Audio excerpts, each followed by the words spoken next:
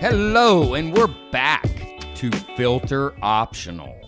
I am Chico West. I am the no filter. Yes, and I am Shannon West. I'm the filter. You're the filter in For so sure. many different ways Yes. in our life. I love when we get together and do podcast. I do too. And today we are celebrating 26 years of marriage on the 26th. Of August, yes. Is that crazy? Yes, and today, we'll get to it, but we're going to talk a little bit about how men and women are different. And I can attest after 26 years that men and women are very, very different. I can attest that too. I grew up in an all-male family. Yes. Then we have 2 boys, and now being married, I can attest to that. Well. I don't have the support of other women around me in my home. Even our dogs are Both male. males. Yeah, they like to lift their legs. I mean, it's like they mark their territory. Yes, all of y'all. Yes, we All of mark our territory. And when we go on a road trip and we get out of the car and we're all like having to go to the restroom, I'm like, unlock the door, and they're all in the backyard peeing because they can do that. Yes. I'm like, I need to be let in the house so that I can go to the bathroom, and they're all like, oh. No, sorry. I mean exactly, but it's good. We mark our territory in the backyard. We don't actually go to the bathroom in the front yard. It's like No, not the front yard. It's No, after pulling yes. into the back. Yeah, Yes, but I that's what we like. I have trouble expressing my needs as a woman and getting those needs met sometimes. So I think we can all kind of relate to that. Yeah, But so today is August 26th. This episode won't air until, like the 29th or Right. 30th. And so we're, we've done a lot of episodes. I think this is going to be 106 episode. yes, and we have special guests here to mark that 106 episode so that I want to give a shout out before it was like yesterday. I just got back from California, looking at maybe doing some things in California, and Mental Health Collective, Aaron Oliver goes, "Hey, how's your podcast? I really like it." And so this is my intro. He goes, "Do y'all have, who lately have you had guests?" And I am going, "We got guests today." That's correct. That's correct. I love that we have 2 guests. Because they will be able to speak to our topic better than we can. Because I am on the board of a nonprofit here in Dallas called ARM. It stands for Adult Rehabilitation Ministries. And I started working with them when you were still at CASA, and I always said, they provide the same-ish services that CASA provides at a much More cost-effective way, but they do such good work that I wanted to be involved. And there is a woman's side to the program called WARM, obviously Women's Adult Rehabilitation Ministries. It's all under the same umbrella as ARM, but they are equals and getting help. But as we just talked about, men and women are different. And so we have the executive director for WARM here and an alumni of the program here. And I'm going to let Cynthia Jackson introduce herself a little bit and talk about WARM so that we can. Cynthia, we're excited to have you here. Yes. So tell us a little bit about yourself. Thank you so much, Chico and Shannon. I really appreciate this opportunity to come and tell you my experiences that I've had as the director of the Women Adult Rehabilitation Ministry, known as WARM. Yes. We are an extension, I like to say, of the Adult Rehabilitation Ministry. I started there about 10 years ago as the office manager. And from that, I assumed the leadership role of the Women Adult Rehabilitation Ministry, WARM. And it's been in existence for about 6 years now. Mm-hmm. ARM started 1980. 89. 89. You got it. 1989. So it's 32 years that ARM has been in existence, and it's 6 years. We started the women's ministry 2016. So I came on as the director in 2018, 2 years into that.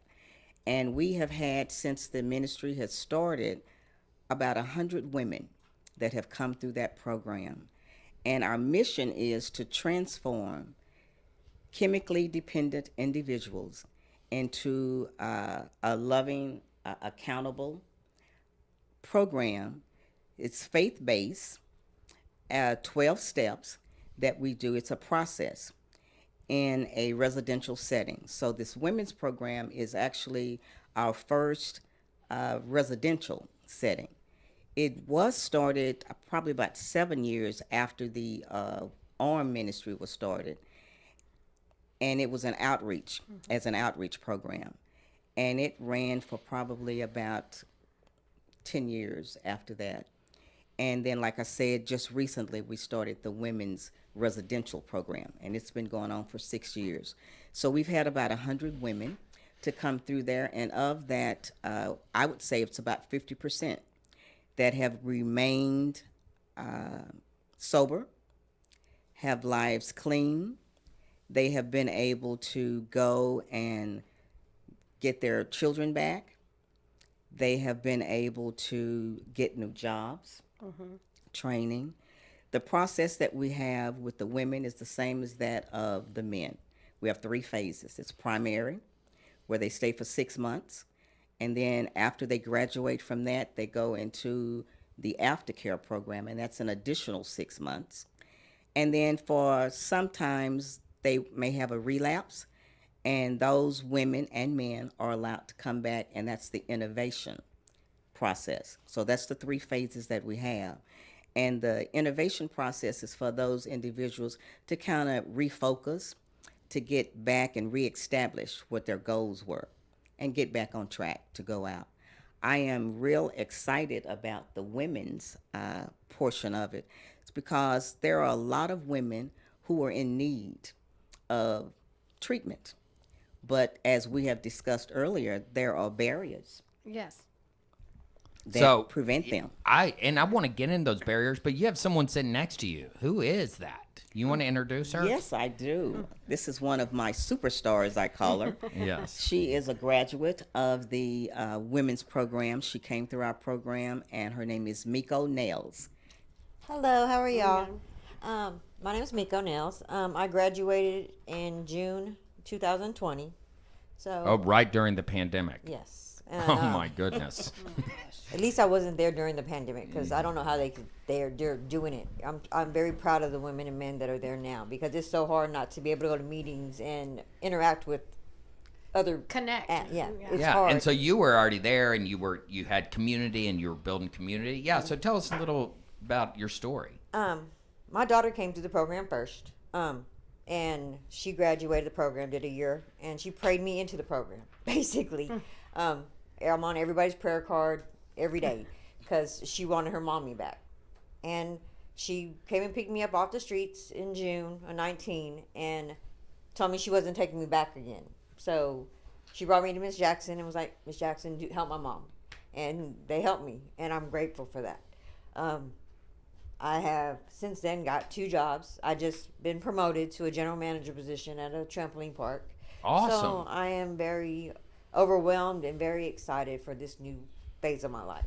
Well, So and- you have a couple years of sobriety. You have your family restored. You have, a job. You're not living on the streets. You have your own housing and everything else. I'm working on my own house, but I have my car. I have my family back. Awesome. Yeah. Man, praise God. Yes. Yeah. Praise. That's Yeah. one of our goals when they come through the program is that we want them to get reconnected with the community. We help them do that. That's at 6 months that they come through there. They get jobs. They save money. The first 4 months they're there, we want them to actually come into and get acclimated into the program with all of the classes that we have. We have NAAA classes. We now do the life skill classes. We have a licensed professional counselor who is there, so they receive Counseling. counseling. They Therapy. also receive the psychiatric Services, yeah. evaluation. Yes. Yeah, that's the mental evaluation part. So we partner with that. So they get a lot of So it's in some ways it's kind of like the second step. You know, in the big book, do you know how the second step is in Alcoholics Anonymous? We came to believe that a power greater than a ourselves power greater than ourselves. Could could restore restore us us to to sanity. And There's that's an old exactly- saying in that is like, first we have to come, then we come to. And so in a lot of ways, when you're out there using and on the streets, you know, it takes a while to come to. All the drugs and the alcohol get out of your system, and then you come to believe. So that's that kind of that 3-phase process that you're Exactly. talking about. It's Exactly. like, Miko, you first, you know, your daughter took you there. You know, you first came, and then you came to. You know, your head in those first 4 months. Wake up clarity. Some Right. clarity. Getting some clarity, and then you got some little gifts, and you go, okay, I can do this. But Because I imagine when you were on the streets, you didn't think it was possible. No. Well, no, I want to talk about some of the barriers specific to women because, you know, we concentrate so much on men, I feel like. I've had men's programs. We've yes. talked about men's programs. We've had Obi, you know, the director of ARM. We had you know, Pastor Parker. It started through Golden Gate. He Yes. was on here as well. But That's I true. think I've seen that. before we continue on to talk about it, I think that everyone, I mean, we're here to talk about Warm and what they're doing in the community and all that kind of stuff, but every woman or person that has women in their life should listen to this because we need to educate the masses on the barriers that women face and why they aren't seeking treatment. I like barriers. I like also obstacles. Obstacles, yeah. Yes, I mean, think that's- women. I literally, Obstacle, yeah. I was talking to a woman that runs a program. I think I shared that with you. That's, you know, her name's Kathy. She's been sober a long time, and you know, since the '70s. She runs a women's program out in California, and we were just talking about this before even coming on here, just about different barriers and obstacles that women have. So what do you see, Shannon, as some of those barriers and obstacles?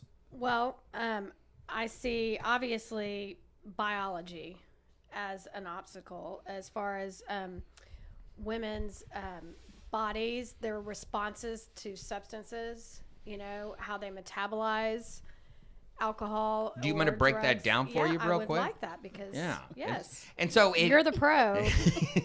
So I would like you to do it's that. real easy if you look at it this way.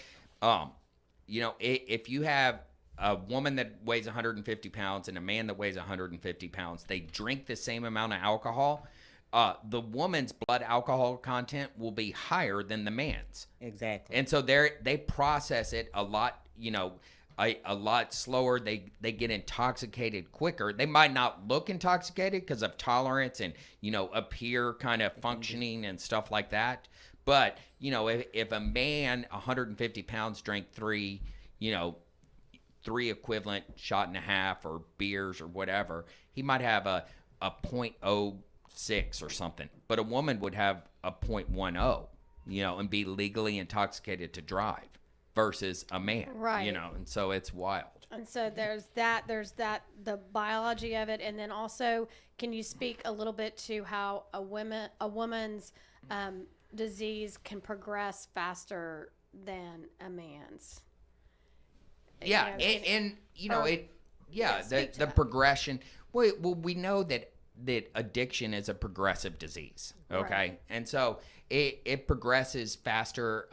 You know, with the biology, with how they metabolize, you know, the substances and stuff like that. But it'll progress faster in other ways where there might be, you know, sneakier behavior and stuff like that as well. Yeah, and then again, just sticking to the biology, women are the ones that carry children. Yes. I mean, as much as the world probably would like to, you know. Anyway, that's a different whole different podcast. a whole different topic. What does the CDC refer to it as? birthing people or something. It's like, Yeah, no, it's they're like, women. okay. It's women. It's women right now, today. I think Pregnant that's an people. obstacle. I But think it- that's an obstacle because. But pause for a second. Okay, I think sorry. that's a obstacle, and I don't know about y'all. I'd love to get your input. As like all of a sudden, the CDC is saying birthing people instead of no. We are different. Men and women are different, and it's like, why are we trying to change that? What God created. I mean, do y'all see that? Does that? Yeah, Yeah. I mean, women do. We can carry the fact of the word that you use versus us birthing children, having children. We can endure a lot more pain when we do that and we go through that. I was reading an article, I think a couple of days ago, that was saying if God had made everybody equal, where men could be able to actually birth children, so they would understand and see the pain of what we all would go through, what the women actually go through. Women, when we talk about addiction and the barriers of what they have, because women deal with the pain aspect of it so much, they will tend to get, and I think I was reading something also about CDC was saying it's with the meth and cocaine, it's about 50% of that. But with alcohol, as you were saying, the women will appear more intoxicated than a man, being the same weight, same size, because of our bodies, what we can handle and what we cannot handle. So it makes a difference. Well, and I And if like what women, you said. real quick, just to top that off, if women are pregnant and they're using, they get blamed. They get blamed like they're unfit mothers and all that kind of stuff. The dad is, if he's out using or whatever, he's not blamed for anything that happens to the unborn child or, the consequences of that. It's the But women, like what yeah. what Cynthia's saying is like women, y'all when y'all do bear children, y'all are able. I don't know what God did, but y'all are able to go through those birthing pains. The Bible talks about it. Like a woman, and it's like I don't know it. I've watched it. Okay, that's about it. But it's like you go through those pains, and then there's the joy right afterwards, and it's like you forget about all that pain. But I think some of that is one of the barriers that keeps women, from getting help. Right. And that's just me, because I think since women can endure so much physical pain, they can, in some ways, they can endure a lot of emotional and mental pain as well when it comes to addiction and cover it up. Does that make sense, Miko? Yes, I mean, I was homeless for 3 years, and I would rather, instead of asking anybody for help, I would just be out there, and I mean, not eating, digging through dumpsters, sleeping on the street. I would rather do that than go ask a friend, hey, can I sleep at your house, or can I do this? And also, it's like your weight. I know if somebody tells me I'm overweight, I can go get one, and I can lose 15 pounds. And we do that, so now I'm comfortable with how I look. Recovery hot, they say. Because I'm happy and I love myself today, because I know that I don't need to go out and use nothing. Yes. But those are feelings every woman has, is that we don't want to ask for help because we think we should have it all together. We've done podcasts on asking for help and asking for what our needs are. We don't ask for what we need. And society, I think a lot of times fuels it as well. It's like, I don't know about y'all, but some of those barriers and obstacles, because Shannon was, we were talking about this, and it's saying, women are catching up in the, addiction to get help. I think just women, there's a lot of shame placed on women if you do ask for help. Exactly. Yes, because And it's that's like, why did you give your children up? Yes. Right. Or why weren't you there for your children? Because I just gave my kids away. Here, y'all somebody else take care of them, because I'm going to go get high today. Right. Yeah. And I feel the guilt and shame from that, because I did abandon my children. So now they go through mental issues. My oldest daughter, like I said, she brought me to the program, and me and her used together. Yeah. So, and now it's just and you have to go through forgiving yourself, and God's forgiven us, and my daughters forgave me, but you have to forgive yourself and learn to love yourself again. Yeah, and on top of that, it's just on top of that, it's like I love what you're saying, Miko. Is you have to forgive yourself, you have to do those things, but it's an addiction. Yes. And as an addiction, lots of things get in the way of our of our own stuff. And so when we have that, it's like it's not that you're a bad mom, it's not that you're a bad person or any of those things. It's that you had an addiction and the addiction took over. Yeah. And so we see that all the time. So those barriers happen wherever we are. I think they're just more exploited with women. Does that make sense? Yes. Yes, they are more exploited because men seem to get away with like disappearing and helping themselves and Well, what I mean? and that's where I think there's this cultural shift. I mean, and Cynthia, you said it. It's like earlier. I don't know if you said it on this podcast because I'm confusing when we were talking before. Okay, but these women get their children back. You said it, Miko. I get my children back. Mm-hmm. I see men. They get their.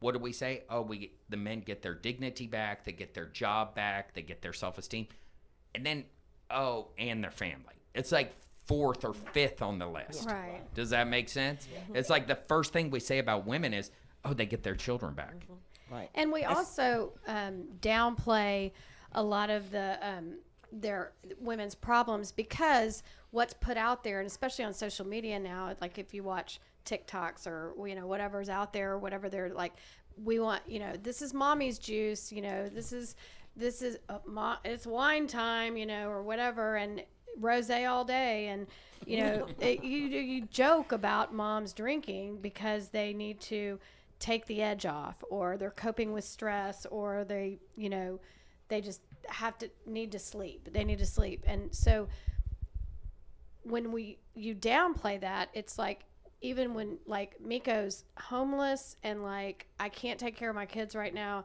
And she's not thinking like, oh yeah, I'm just going to have a little glass of wine to, take the stress away. It's harder to address. I'm sorry. I'm not making my point very well, but it's harder for people like Miko to seek help when all around her are people just like, hey, we can drink because we're moms and we, this is what we do. We kind of joke about it too much, I think. Maybe. We're dealing with the stress. I think a lot of the barriers of why women don't seek help going to treatments is the shame, what you were saying. It's the culture of what we're living in. It's kind of like they don't get the support that the men do. It's a factor of the family will say, oh, well, you shouldn't be doing this. You're a mom. They expect a lot more from women. So because the women decide, well, I don't want to seek treatment because, first of all, it's shame. I bring shame to myself, shame to the family. I'll lose my children. There's finances, the fear of losing their jobs, their fear of losing their homes, their houses. And it's kind of what society says. So they figure, goes back to, I can handle this. I don't want to get out there. I don't want to go to treatment, even though I may need treatment, but I don't want to go to treatment because I don't want to bring shame to my family. Yeah. I'll lose my children. Well, and I think that's a big one is that losing children. It's like I believe a lot of addiction, yes, shame-based, but it's also fear-based. Mm-hmm. I'm fearful.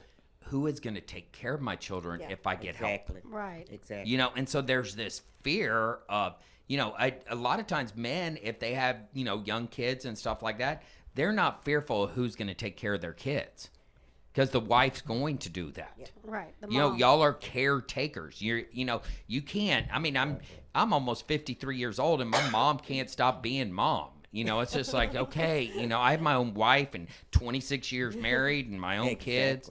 And she's just mothering all the time. Exactly. It's just that's just human nature. There's a difference right there.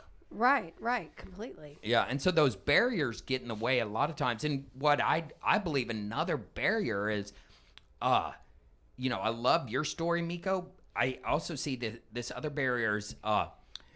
Women, you know, that don't get help is they're hiding. They're better at hiding their addiction. It might go to the extremes that you went to, Miko, but there's a lot of women out there. It was pretty evident when your daughter picked you up in June of 19. You're living on the streets. I'm not bailing you out. I mean, hello, I mean, no one's You got to go to treatment. Yeah, denying that's- that, yeah. correct? Well, Right. I'm a 24-year addict. So Yeah. for 21 years, I hid it. I Yes. would hide in the bathroom, hide in the closet, hide in the bedroom, and lock the doors. Kids are at school, you know.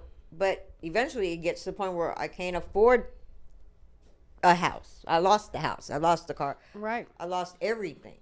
Yeah, so there was signs, you know, 15 years ago that your addiction was prevalent, but you were good at covering it up, and you probably had people in your life that kind of downplayed it, discounted it. You know, maybe people even intervened at different times.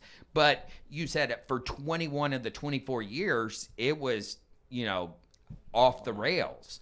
You know, so those last 3 years is when you ended up on the streets. And so what we're trying to say today is, you know, I love that Warm helps women off the streets, but it also can help women that were like you for those first 21 years, and that it's all right to get help. Right. Exactly. You know, Exactly. and so And that's what we want them to know, that we are here. Yes. Yes. Warm is here. It's an extension of Arm.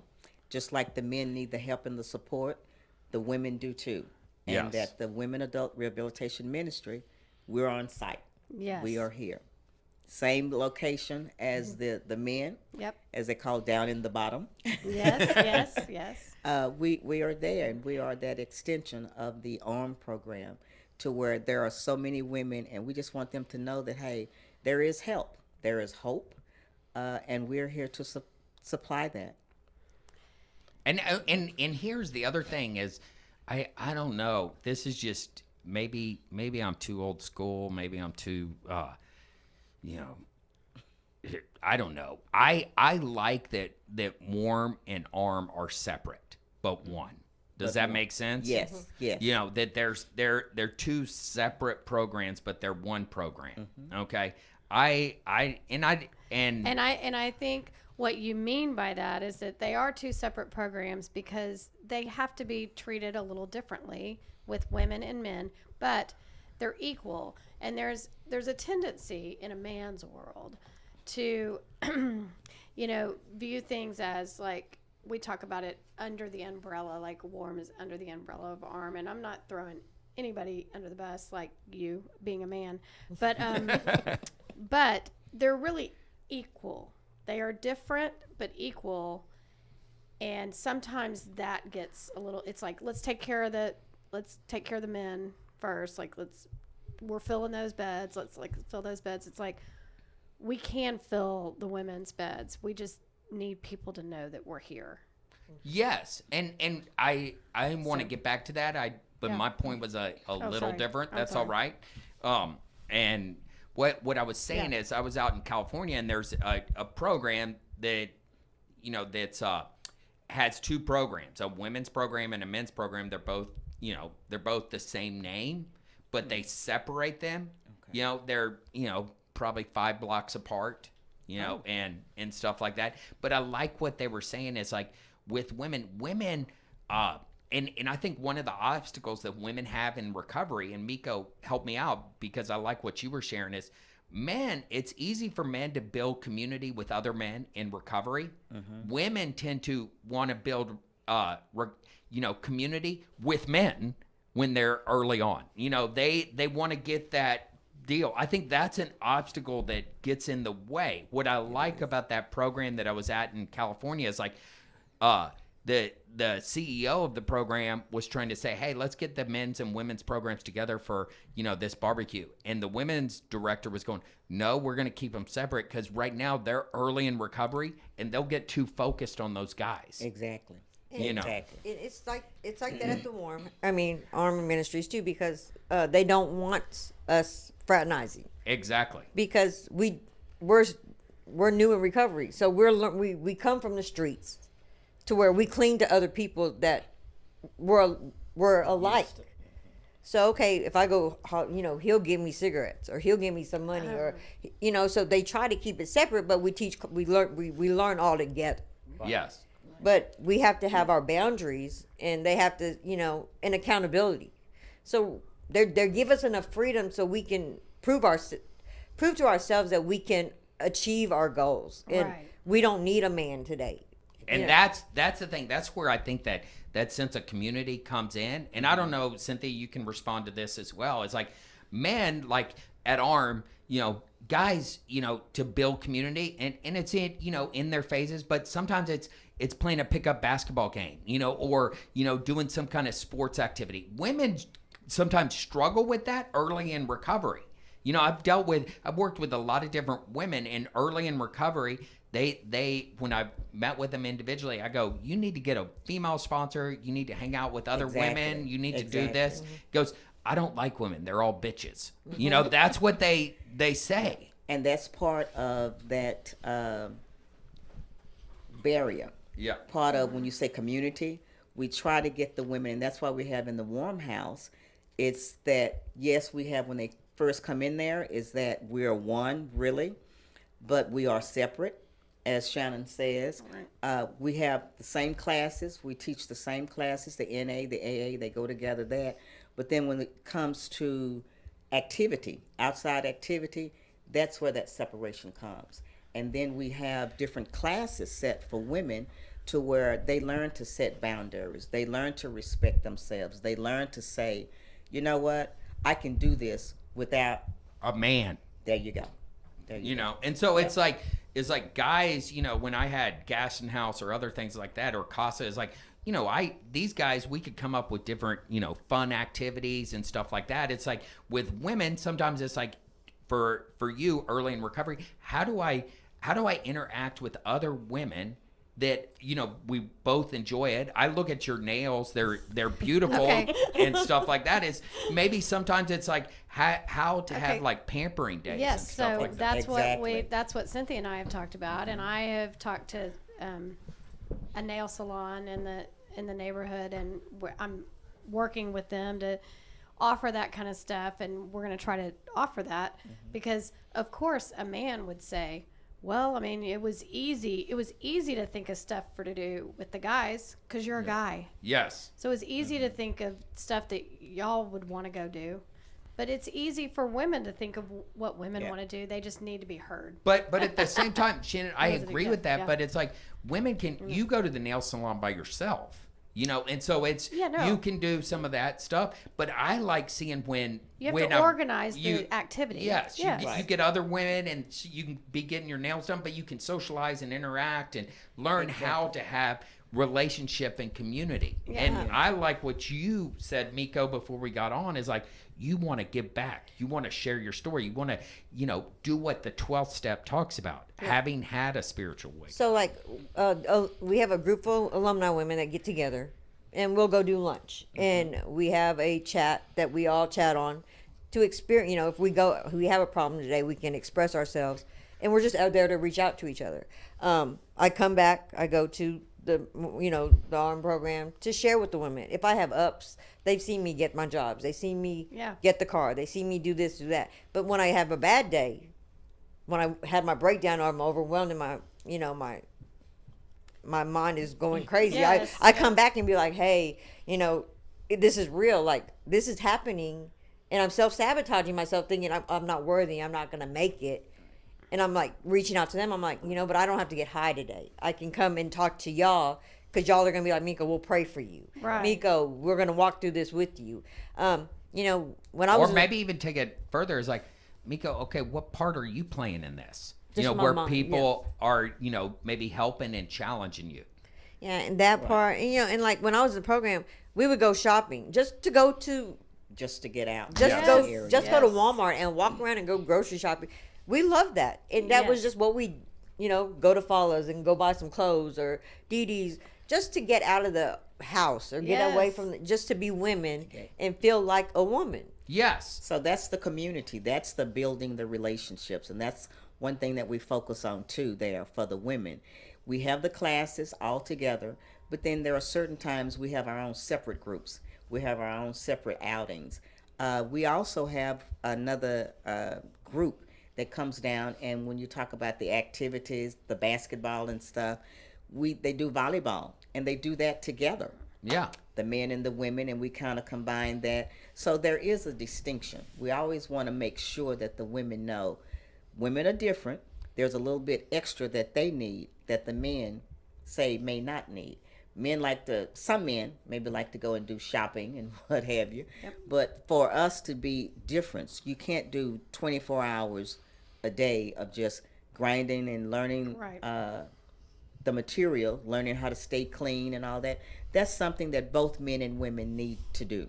You brought up something that just, brought back a memory. When I was working in an outpatient program 25 years ago, I had this woman that got out of primary treatment. She was doing IOP. I was her counselor, and she came in and we did an individual session, and she goes, Chico, I don't know how to go grocery shopping without having a toddy. I always had, and she called it a toddy. She always had a mixed drink going in grocery shopping for her kids and her husband. And she's going, and so it's like, those are the differences, the necessities. We need food, and we need to go get the food for our house. Men aren't thinking that. No. And so there's that difference right Men there. also don't think it's calming to walk through Walmart. I can find a great sense of calm just walking the aisles of Walmart. And so right there's a difference. I like With that a we're cart. laughing about that. Yeah. Yeah. It's y'all's Right. way of kind of tuning out. Our way might be tuning out on the golf course, on the basketball court, pitching horseshoes, whatever the situation is. Playing cards. Yeah. We learned about triggers, and everything was a trigger for me. I Yeah. did drugs for 24 years. Going outside in the wind blowing, I had to go get high. Like, the sun came up, I have to go get high today. The sun's going down, I need to get high today. Right. And so everything in And my that's why life I had to like change. I like that you say that, Miko, because I used to be about triggers, but triggers are everything. When you're in your disease, so it's just like, it's life. It's a good day, life. get high. It's a bad day, get high. Right. It's raining, get high. It's sunny, get high. Right. It's the perfect kind of California weather, 70 degrees. Get high. It's get high. Okay, right. So So they don't need I the, like the things of what turns people on to, women, on to getting drugs or alcohol. You just said it. It's a good day. But there's stress, there's pressure, there's depression.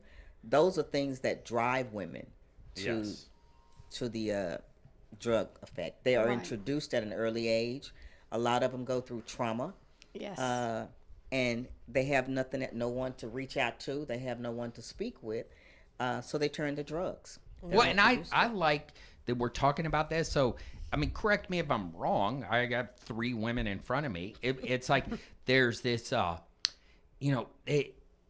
think women are harsher on other women. And we Yes. pass Yes. judgment. And so That's true. today on this podcast, I really want to challenge y'all before I ask for y'all to give money that are listening, is to really think about, man, maybe one of my friends, instead of passing judgment, maybe they have an addiction issue. Maybe it's this sense of, maybe they're struggling and they've been hiding it for so long that they don't know. Does that make sense to y'all? Yeah, are you saying that instead of admitting that I might have a problem, I'm just going to pass judgment on? I'm saying that, but what I'm saying is to the listeners out there that don't have a problem, Right. To how they view their friends that might be struggling, to get out of that mindset of, well, maybe that woman that's my friend. Well, yes, it goes back to that whole analogy of, if your friend calls you and tells you she was just diagnosed with cancer, what are you going to do? You're going to start a meal plan for her. You're going to, Exactly, you're going to exactly. offer to take care of her kids. You're going to do everything else. But if your friend calls you and says, I'm a drug addict and I'm going to go get help, you're like, oh, wait. It's not, and a lot of us don't understand that it's not about choice. It's an Oh, allergy right. of the body and an obsession of the It's a mind. disease, right. You know, and so right there, it's that disease. And I think at our core, as women and moms, I know that Miko didn't want to give up her kids. For sure. I She saw didn't the wanna- tears in her she eyes didn't wanna as she was lose her sharing kids. her story. We have got to understand that as women and as moms, and we have to support each other instead of judging each other, because we know at our cores, moms don't want to give up their children or lose their children. They don't want to be on the streets. They don't. Women, they're- women don't want that. And I saw the same They thing wouldn't you choose saw that. sitting in this room hearing Miko share her story, and I didn't want to. I did not put my counselor hat on and go, okay, hey, well, really, what's those tears? But in Yeah. her heart of hearts, her addiction took over, and you gave up your kids, but that's not who you are. Yeah. You know, and it's like It's not who you are. at all, and it's like, man, that's how powerful addiction is. For 21 years, what we might call a functioning addict, but not really, but it got unfunctioning, those last 3 years, Yeah. and went to some dark places. But it's like, that's not you. That was the disease. Well, and as women, we can be vulnerable. Like my drug of choice is people pleasing and, productivity and control. And checking things those off a are- list. Yeah, those yes, are my she's a drugs of list choice. check. And so, but my life kind of became unmanageable when I operate in that people pleasing and control and everything else. I lost control of. It wasn't substances for me particularly, but I lost control of everything. I mean, I have an autoimmune disease. I physically have shown up that way, and I have longed for community of other women to support me in that, but I've been afraid to admit it because I'm supposed to have it all together. I'm supposed to, And that's the thing I think where we go back to when you were talking about other women judging women. We don't cry out for help. We don't seek that help for fear of being judged. Ding, ding, ding. Yep. If I had my bell, it's that fear. It's that fear of it's that being fear of being It is. judged by my peers, my gender peers. Exactly. Yeah. Exactly. And it's like, so I don't ask for help. I end up on the streets. Yes. The last thing I ever wanted. And like I'm doing what I know. So I'm bipolar, manic, and I didn't know I knew all this, but I didn't know all this until I came to the Warm program Right. because they give me that support and they help me go to innovations and they get me on my medication, so I don't have to self medicate. So Right. that helped me get off my roller coaster because I'm going crying and happy and mad and all in 5 minutes, and and I'm grateful for that because if not, I would still be getting high today because Yeah. I don't know how to control my emotions. Sure. Oh my goodness. Sure. And I think, Miko, there's this 21-year-old young lady that I know where she works, and her the people at her job reached out to me. She's not an addict, but she's gone through all this trauma and has lived in some unhealthy neighborhoods in the Dallas area, and her brother was in a gang and got shot, and she saw his he's dead. Yeah.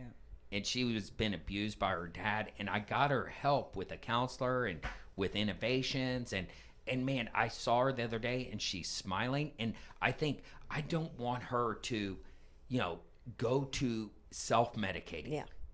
Yeah. Because addiction could take over, and she is the sweetest young lady, and I brought her into my backyard and opened up and go, I want to get you help. And we sat outside, and Shannon was looking at me, talking to her, and I tear up because it's like she could be, she could end up, down the road where you are. And it's like, man, she's alive. So it's getting help for women, and she was so afraid to ask for that help. Yeah. Yeah, because we don't want to ask. Right. Yes. We don't want to be the weak one. Right. A burden.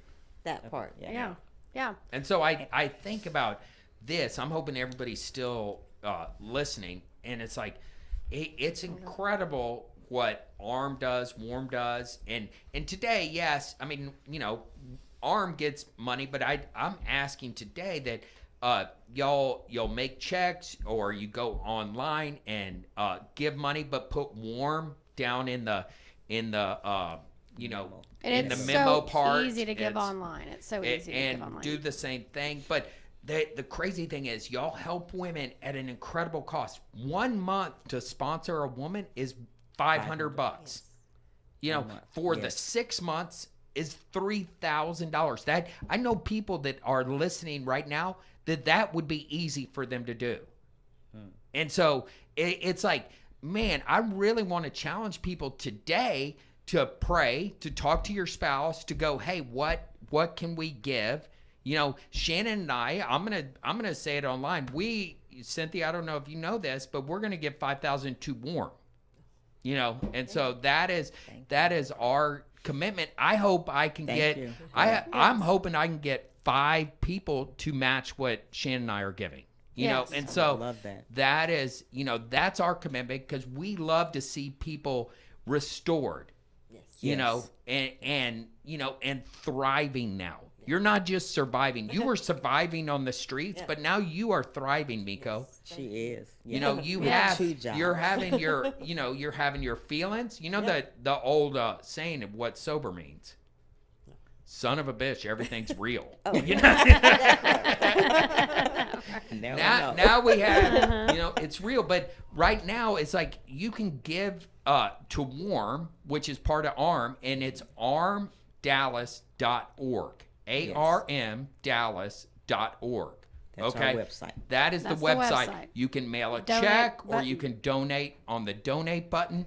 But I'm really challenging everybody. Or you that's can contact listening- us personally, Chico and myself, or filteroptional@gmail.com. Yes.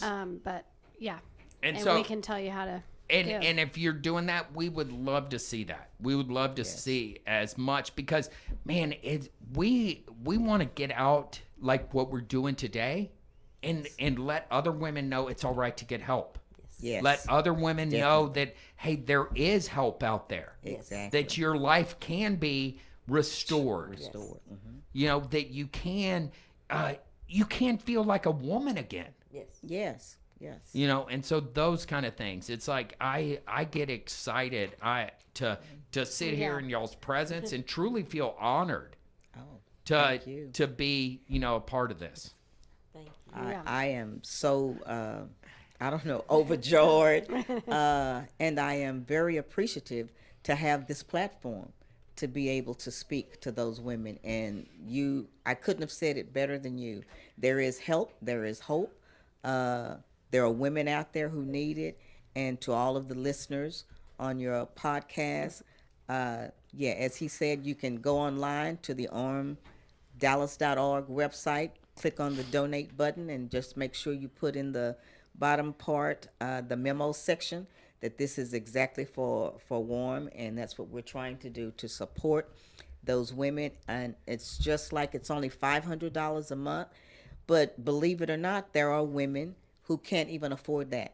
Of course. That's one of Yeah, the, I mean, the that's- downfalls. So if you're so willing and able, capable, Yep. please do that. Please Thank do you that so because much, Chico. Yeah. Cynthia, it's really Yeah. Shannon and as well. I mean, Yes. she's been fired up about this. I know y'all I know. have you know built a good little relationship. I get ma'am. excited about I am that. so you know, grateful. Well, yep. I'm going to be reaching out. and so All you listeners, we're going to be talking about needs that need to be met. yeah, and there's a lot of other In needs. addition and to the financial needs. Yeah. And what I like is, man, Cynthia and her team and the other people at ARM are prayer warriors, you know. And so when Miko, you're going through there, they're praying for you, you know. And so it's like those same things is like let's get out there and help. There's a lot of great opportunity to see people's lives changed. Yes.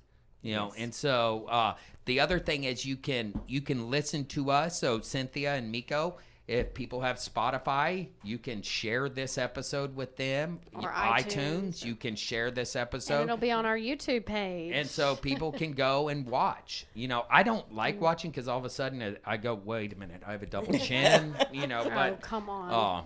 you know, but I do like watching that I look really young. I Okay. think so. It's time to wrap up. Yes. But I thank y'all, and until next time, filter optional out. Thank you.